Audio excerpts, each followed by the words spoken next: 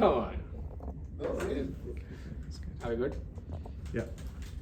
Check the professors. Professor's good. He's good. He's good. Let me know when we can. It's recording already, so you can start. Good evening, Professor. Good evening. So I'll just, okay, we're gonna have a different introduction. I'm gonna just cut it, we're just gonna cut it later. So I'll start with your introduction, which was a little long to put that into small paragraph.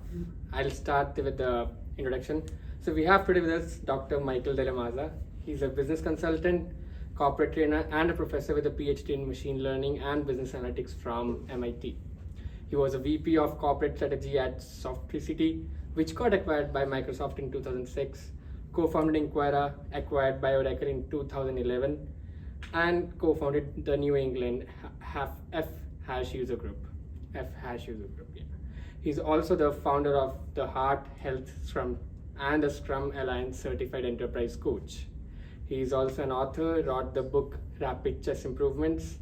He's been a chess champion of US 2000 also. He's also an author.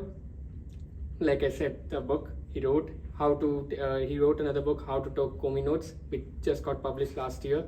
He has invested in multiple unicorns from seed fund, including Estrance, Boom, Rappi, and Relativity Space.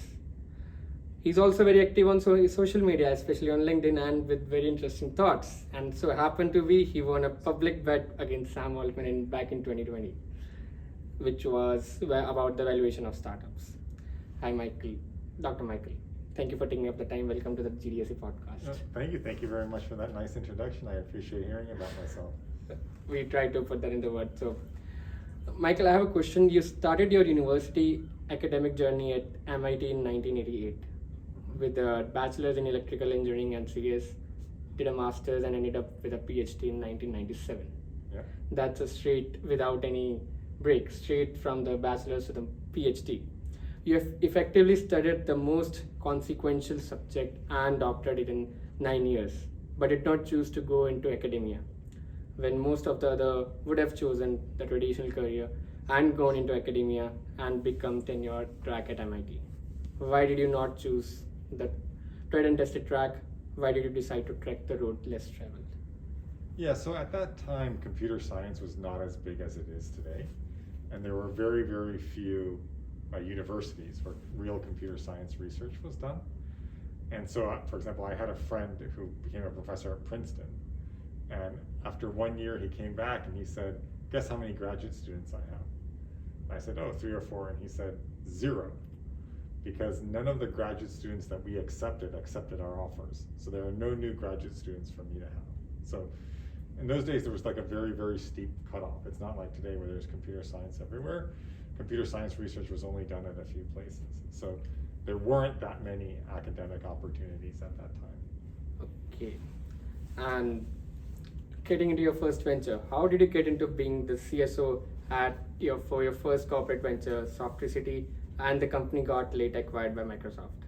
Yeah, so before I did that, I did Inquira, and I did that while I was in graduate school with my office mate, Dennis Uret. And so we started that while we were still in graduate school, almost got kicked out for doing that. But we got some early funding from a very well-known angel investor who really helped us a lot. And then we got through the dot-com crash, which was quite difficult in early 2000s, and the company went on for another decade, and then was finally acquired by Oracle in 2011. So my question with this was, what was the idea? How did you find the market cap? Because it's not every day someone just become corporates acquire small companies. So that was pretty straightforward because it was my office mate's thesis. It was his thesis, and we basically commercialized it. And so we turned it into a company. And so it was a natural language understanding company. You can think of it as a very, very early precursor to like the Google search engine or even ChatGPT, where we would help customer service agents answer questions. So it would create a database that was specific to the company, and then it would be able to answer questions like FAQs on that database. You mentioned that it was a thesis of your office mate, but it was an idea. You found something in the market and you came up with a thesis. You said it's something new. How can people like us, students like us, or today's generation, with that thing, everything is going AI. How can we find the similar kind of gap in today's time? Yeah, so my general advice for those things is to stop thinking and start doing.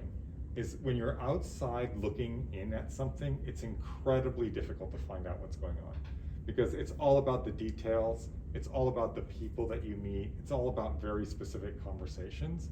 And so the thing to do is to dive in and start talking to the customer, start talking to people who are in the field, and then all of a sudden new ideas will come out. You know, there is always room for someone who's willing to work hard in the right space. But you have to be in the space. You can't be outside looking in. So, just as an example, there's something called Duckbill. It's personal assistant. Like 186 Ventures, they have put money into that, and it's just a personal assistant, like better version of Siri. So you tell everything, and they market it as a AI assistant, and they've generated a lot of money. My question again comes to a point: is it important for a person to be very good in the academia in terms of computer science, or it can be just done with the help of an idea, and we can use today's technology to make it happen? Yeah, mostly it's the latter. I mean, there are very, very few things in the business world which require a very strong academic background. You know, it's helpful, but that's not what causes people to be successful. You know, Bill Gates is a college dropout, Mark Zuckerberg is a college dropout, Steve Jobs was a college dropout. So clearly education is not what leads to business success. So Sam Altman also dropped out from Stanford. yeah, Sam Altman dropped out from Stanford, the Google guys dropped out from Stanford, you know. So you wrote an article, let's shift the gears, and you wrote an article on Medium about the AI is a new species, it's not a new technology. Yeah. And it was a very brief article, very concise article. It mentioned, you wrote that AI will not be likely, it won't be likely to us. Like there's something it will not have, for example, likeliness, like we have for other humans. AI will not have that likeliness with us. And how about other companies are investing? And I think you mentioned two alternatives, which was either boosting our intelligence as biologically or taking into cooperation with the technology. I just want you to describe more of it because... Yeah, so I mean, I want to just start off with the idea that AI is a new species, not just a technology or a tool. I mean, I think that's very, very important. I think that's a minority opinion, but it's not a small minority, and I think it's increasing, right? So people say it's like the Industrial Revolution, or it's like the first PC, or it's like the internet. I don't think any of that is true. I think it's much, much, much bigger than that. So I think by 2040, human beings like us are not going to be the dominant intelligence anymore. Right? We're going to have a new species. And I think there are a few options. One is that there's just an AI superintelligence that's much, much smarter than any one of us. A second possibility is that there are superhumans, right? So there's like a brain-machine interface, or we're upgraded biologically. A third possibility is that we're in a perpetual AI war. And so this change is going to happen very quickly. I think it's going to take almost everyone by surprise. I don't think nation states are ready for it. I don't think international organizations are ready for it. I don't think individuals are ready for it. And so that's what I care about most right now, and that's what I'm writing about and thinking about the most. It won't be a straight timeline of boom, it's 2040 and something happened. It will be a gradual timeline. Like the technology, for example, recently Sam Altman said, so whatever happens in next 3 years will define next 30 years in terms of technology, in computing power, or everything. So when you said 2040, you gave it a very specific timeline. How do you see it is happening gradually, and humans taking it or not taking it in? Yeah, so I think that the gradual part that begins now is just AI's infiltrating basically every field. So if we take a look at medicine, there are these people called radiologists that look at X-rays and MRI images. Today, every single time that they apply an AI machine learning algorithm to that, the machine learning algorithm does better than the average doctor, right? And you know, doctors are people with 10 years of experience, and here's an AI today beating it quite easily, right? We have self-driving cars. Self-driving cars exist today. There are thousands on the road today, and we're gonna have more and more. So we see, at minimum, massive disruption across almost every job. If you look at retail and fast food, or something like half of people in the United States, that's where they get their first Job, yeah. Imagine a humanoid robot. A humanoid robot can make fries, a humanoid robot can sell you a handbag. So expect to see massive disruption over the next few years. And then the part that's very difficult to understand is if an AI gets smart enough to improve itself, then in a very short period of time, like minutes, days, months, it could go from being approximately as smart as we are to being much, much, much smarter than we are. And there we don't know what is going to happen. That is the gray area we don't know about. That's right. So how do you feel like social order will look like in terms of people? Right now we're having conversation. I'm from India, I'm from a different country, Yeah. you're from a different country. How do you feel like in next 10 years or next 15 years, from your experience in the past as well? How do you feel like social order changing? Yeah, so if we take the extreme and we all have brain-machine interfaces, right, then human communication is going to change radically. You know, right now, if you look at a typical business, you spend all of your time in meetings just trying to coordinate with other people, sending emails, sending Slack messages, etc. All of that goes away if we have a brain-machine interface, because just in the background, the computers are talking to each other and they understand each other perfectly. So that's a radical, radical change in human social behavior and social order. And so it's very, very difficult to understand how that is going to actually affect us. No, that is something we are not ready for. That We is are something not we are ready for this. We are absolutely not ready for this change. You know, it boggles the mind along multiple dimensions. You know, even something as simple as self-driving cars, I'm not sure that we're ready for it. I'm not sure that we're ready for humanoid robots. And these are all things that are very simple and straightforward. They don't require technical breakthroughs. The superintelligence requires some technical breakthroughs, probably. But the more straightforward things like self-driving cars and humanoid robots, those are going to upend the social order. I mean, like, what happens if all of the entry-level jobs are gone? Because we have humanoid robots that can do that work. You know, what's going to happen to like the typical high school student or the typical college student that was thinking of having that fast food job or that retail job to help them pay through college, right? That job is not available anymore. Okay, this point you made, like the entry level jobs and college students are getting education, all of us are getting education, which brings me to my next question. So you had the foresight to study, as you mentioned, the computer science was not that famous when you started doing it, but you had the foresight, you could see it coming, you could see the revolution coming from the computer science and all this engineering knowledge. How did you have that foresight for that, or was it just a gut feeling? Or do you think how should us Gen Zs or the coming up generation, what would be the next thing coming up that we do? Yes, so I did not have the foresight. I was always interested in AI from a young age. From the age of 12, I was interested in AI, but I had no idea that we were going to get to a super intelligence in my lifetime, or to superhumans in my lifetime. I did not know that. So my advice for people who are in school today is that you focus on being healthy. Healthy in every way possible, you know, physically healthy, mentally healthy, socially healthy, and all those dimensions, because the one thing you're sure of is that you're going to go through crazy change that we've never seen before, you know, in 10,000 years since Cro-Magnons walked the earth, right? It's going to be change after change after change after change after change after change. And staying healthy is the most important thing. There will be plenty of opportunities, right? Because change creates opportunities.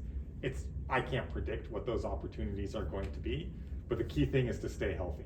Well, if my mom listens to this, she's gonna say like, even your professor knows, make your diet good.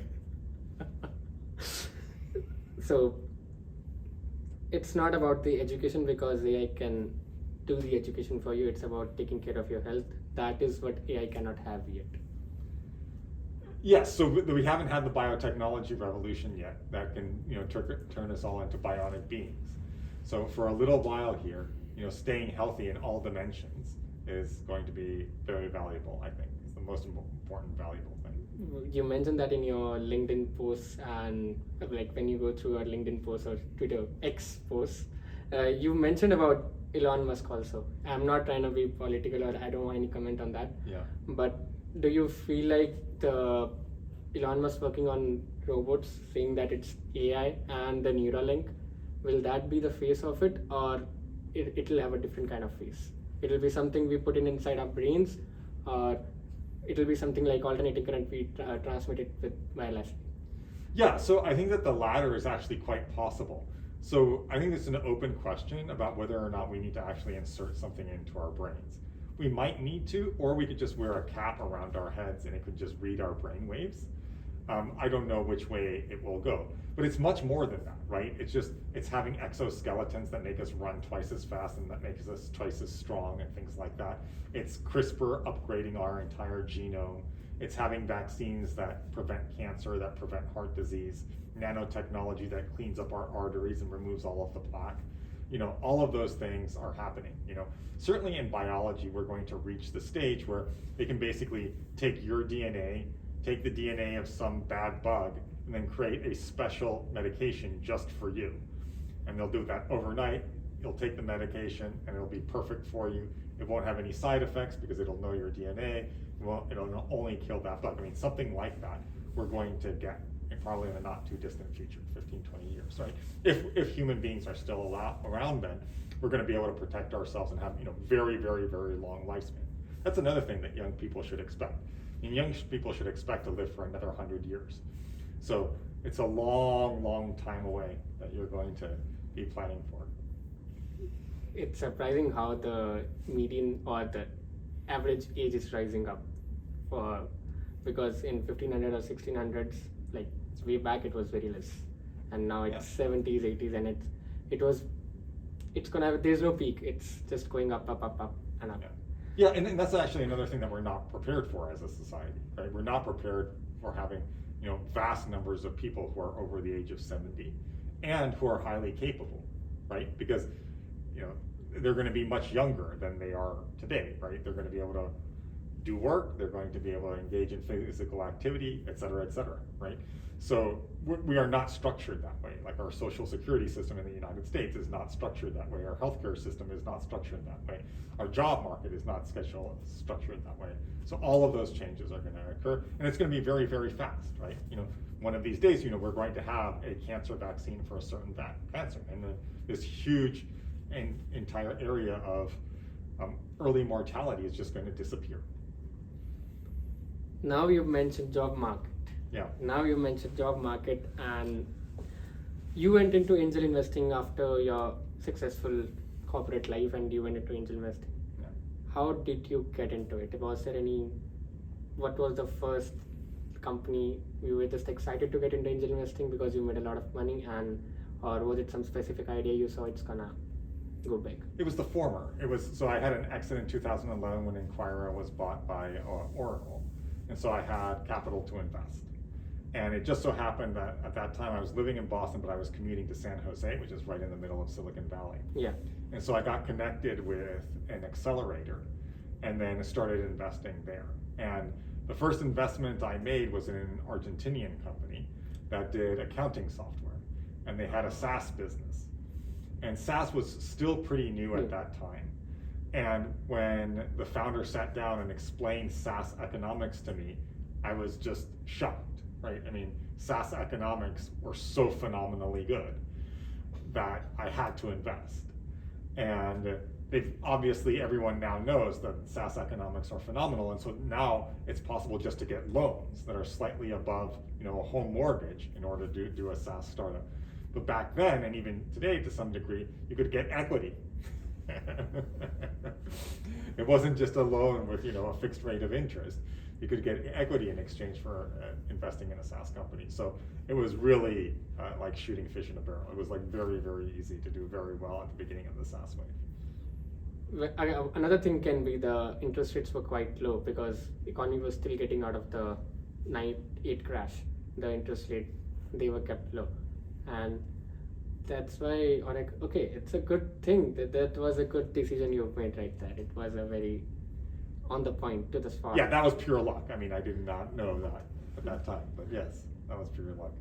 So considering your expertise, are we losing something when are we being too reliant on as you mentioned, we've been in the future. We've been in 2040. We've been in gradual increase in 2040. But currently, being humans, the thing we do day to day, every day, right now, when are we being over reliant on LLMs for every job? What are we losing behind? Yeah, so we're going to lose humans, period, right? You know, as I say, humans are not going to be the dominant intelligence in 2040, right? So we are the last generation of human beings, right? There aren't going to be any more human beings after this point, right? You know, not for much longer, right? We're either going to have brain-machine interface, or we're going to have genetic upgrades, or both, right? Or we're going to have an AI superintelligence, right? So this is it, right? Like, just like there are no Cro-Magnons around today, like just like there are no dinosaurs around today, there aren't going to be any humans around for much longer, right? So we are losing a lot. We're losing the entire species. Okay, I need to process this. It is a new thing, because when we as a kid, everyone as a kid, all of us, we had this, okay, by 20s I'm gonna do this, by 30s I'm gonna do this, by 40s this is gonna happen and everything. So at this point, it's okay, we know life doesn't turn out as planned, but at this point we know something is gonna have a very big shift, and you mentioned that you have to be healthy to be able to take that shift. Yes, exactly. Healthy and mentally flexible. So don't have a big agenda for what you're going to be doing in your 20s, 30s, and 40s, and 50s and be tied to it. You have to be flexible, because the new things that are going to happen are just going to be extraordinary. Okay, I want to move into some of the geopolitics happening. For example, we say India might be next superpower. Yeah. It will not. Okay, I am very optimistic about it, but Yeah. we're saying that because India has a very low average age of the Mhm. population. Why China might not be the superpower in Asia? Because they have a very high average age. Mhm. They don't have a productive workforce. They have the workforce which will be dependent on the producing age. With the exempt in AI, with the innovation, do you feel like people in their 70s, 80s can do things, can not be the dependent ones and can be producing ones again? So I think that that's quite possible, but understand also that with humanoid robots, you now have an infinite workforce, right? So you don't need at least young people to do physical labor, because you can have humanoid robots do all of the labor that you want, right? And just robots in general do all of the things that you want. And that's actually one of the huge drivers in the United States and other parts of the world, you know, to create these robots that just replace human beings. And so we are going to have an infinitely large workforce. So there isn't going to be a problem directly with that. And so I don't think that the advantage of having young demographics or old demographics is going to be that great. But, you know, in the standard trajectory of the world, that would have been true. It's just that we're not going to have the standard trajectory of the world, right? Because we're going to have this AI explosion that's going to completely change things, right? You know, we're going to be able to create, you know, new intelligences for free, basically. Well, which brings me to one of the very last questions we have for today, which might spark a different discussion. That is, oil was the most important thing in the 20th century. Yeah. Data was the most important commodity in 21st century. Mm-hmm. What's coming? What's next? Yeah, I mean, so the obvious answer here is compute. That's the big bottleneck right now, right? Is, you know, we're still in the stage of AI, where if you double compute, you basically double progress. And that's still going to be the case for a while. And so, you know, I'll give you a simple stock tip, which is NVIDIA is going to 10 trillion market cap. It's right now at 2 trillion. So that's a 5x return that you have there, because AI can take all of the compute that you throw at it for an extended period of time, right? So we're going to double the amount of compute to AI, and then double it again, and then double it again, and then we'll see what happens. How did we get here? How did we get here? So we got here because we invented the computer around World War II. And it turns out that 100 years after you invent the computer, you get an artificial intelligence. So we invented for the Morse code. To create a Morse code, we invented a computer, and we now here. That's right. Who would have imagined that? Yeah. No one would have imagined that. So you're saying energy or the computation will be the next commodity that hence okay, we are not trying to change, it's not a big of that platform, but Nvidia or any significant company which is working on computation. Yeah. What's your take on energy? Yeah, so I hear a lot of people say that we're limited by energy in computation, right? Because these data centers take up so much. And I just am very suspicious of that. So first of all, there's been just a huge explosion of renewable energy. So Yeah. right now, today in California, at noon, when the sun is shining, solar power provides more than 100% of the power for the entire state. Okay? In Texas, there are more megawatts coming online for solar than are coming online for oil. And then, of course, then we have this new generation of nuclear power plants. And so I would expect or would not be surprised if some big tech companies start building new data centers with their own power, right? So they build out first a solar power plant, and then they build out the data center, and the solar power plant powers the data center, and they're not even on the grid. They have their own local power. And when we get this next generation of nuclear power plants, they'll have their own nuclear power plant. Right? So there'll be a Facebook power plant, an Apple power plant. You know, they'll all have their own nuclear reactors to power their compute. And this will also be true of countries, probably. So that's if we don't get the super intelligence that just destroys all of humanity. Right? How do you feel like the democracy of countries? So there's this great quote by Ilya Sutskever, who's the chief scientist of OpenAI, who said that he thinks that AI is going to create infinitely stable dictatorships. I think that that is one of the big challenges and problems, right? Is that anyone who gets a small edge in AI is going to be able to have extraordinary power. And how they use that power, we're going to find out. We're gonna find out. It sounds scary. It's like It's extreme volatility. Extreme volatility is That what would you be can a expect. good word. Like back and forth, right? Like big winners become big losers. People make $1 trillion overnight. People lose $1 trillion overnight. You know, massive destruction, massive construction. Like you're going to see everything possibly within 15 years. Extreme volatility, like volatility that we've never seen before on this planet. Are you prepared for that? I'm trying to get prepared. You know, I'm jogging every day to keep my health up. That we can see. You made a LinkedIn post. At this age, you have a very good levels of vitals. Okay. You made a LinkedIn Yes. post like, Yes. and then you made a post in 2021 that empathy, everyone should have empathy. Uh-huh. Recently, you made a post on LinkedIn, empathy is bad for health. Uh-huh. I know the contexts are different. Uh-huh. There will be different contexts. Uh-huh. But as a machine, consider a machine is analyzing your, a neural network or any language model is analyzing your sentiment on that. Yeah. And they will say this is contradictory statements. Uh-huh. But do you think the machines will get that intelligence sooner, before 2025, let's say, 2026, to analyze the context and then giving you the feedback? I think that AI is basically going to know everything about you. It's going to listen in on every single conversation that you have. It's going to read all of your email. It's going to have your access to your calendar. And you're going to be able to talk to your AI the way that you talk to like a friend who's extremely smart and remembers everything that you've ever done and that you've ever told them.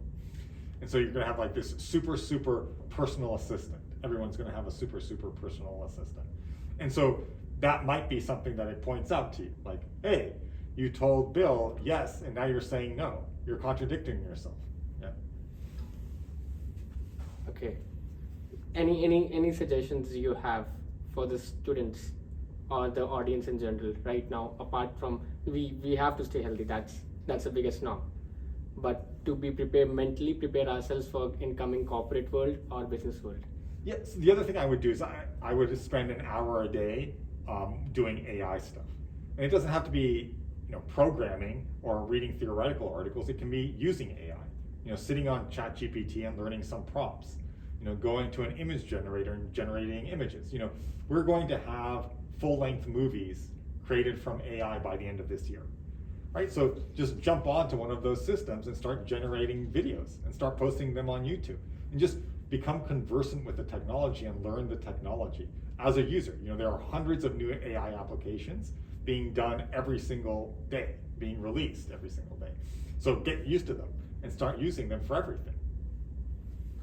Any recent startup or any recent idea came into your picture recently, which you feel like is gonna be a game changer? I have not seen anything that is going to be a game changer. What I can say is that as soon as you start intersecting fields, that's when it becomes like totally crazy. Like AI is crazy and biomedicine is crazy. AI and biomedicine, that's crazy squared, right? That's where it really is just completely off the hook. Like if you look at biology today, you know, the way that they solve problems to a large degree, not totally, but is that they take an AI and they apply it to some problem that biologists have been working on for decades, and the AI finds a solution that human beings have never created, right? And that's going to be the case again and again and again. Like, I think climate change, the way that we're going to address climate change, if we address it, it's not that we human beings are going to directly address it. What's going to happen is that we're going to create an AI that helps us figure it out, or it's going to figure it out completely. And that's the same way with every field, right? In law, you know, contracts are going to be written by AI. AI is going to argue in the courtroom, right? War. We're not going to be waging war anymore. It's going to be our AI against someone else's AI. That right? is happening already. Exactly. In field after field after field, it's all about how do you insert AI. So it's no longer a question of, you know, how do I do real estate? It's how do I use AI to do real estate, right? That is the question for every field that I can think of, right? If you're a plumber, you want to figure out how to use AI plumbing. If you're a psychologist, you want to figure out AI in psychology. In every field, you want to figure out the applied side of AI. What do you think, the size of population is going to shrink then? So that is another place that it could be massively volatile, right? Because we could have a total war. We could have a super intelligence that decides to completely wipe us out. Or we could have a situation where we create this paradise on Earth because no one needs to work anymore because the AI is doing all of the work, and we figure out how to redistribute the wealth, right? So there's a big fork in the road in many, many dimensions that's coming in the next 15 years. Mm-hmm. The utopia, the word you said, the paradise on Earth, the utopia. In the today's capitalistic world, where no one wants to lose profit, no one. Let's say Tesla, they're losing jobs. Nvidia, even though they make all the big corporations which are making money, they have good PV ratios, but still they are cutting jobs in the short term. Do you think in the capitalistic world that the utopia will be possible? Because if people don't have to eat, people don't have a job, people don't have the money, and AI is doing everything, and we are just consumers, not producers. If we don't produce anything, then how are we going to survive? Yeah, I think it's extremely unlikely that the way the world is structured today, that we are actually going to be able to redistribute work. So when it comes back to social order, I would expect 90% that AI is going to lead to extreme inequality, even more extreme than what we have today, because people who are good at AI, who have the best AI, are going to be able to build billion-dollar companies with 5 people. And the people who are not good at AI are not going to be able to do that. And the wealth is not going to be redistributed. Well, that defines why Warren Buffett has kept $200 billion as a cash reserve for the coming period. I don't know if that cash is going to be helpful for the next decade or so. Well, any final thoughts? One for all and all for one. The Three Musketeers. Nice. Thank you, Professor. Thank you for your time. Thank you.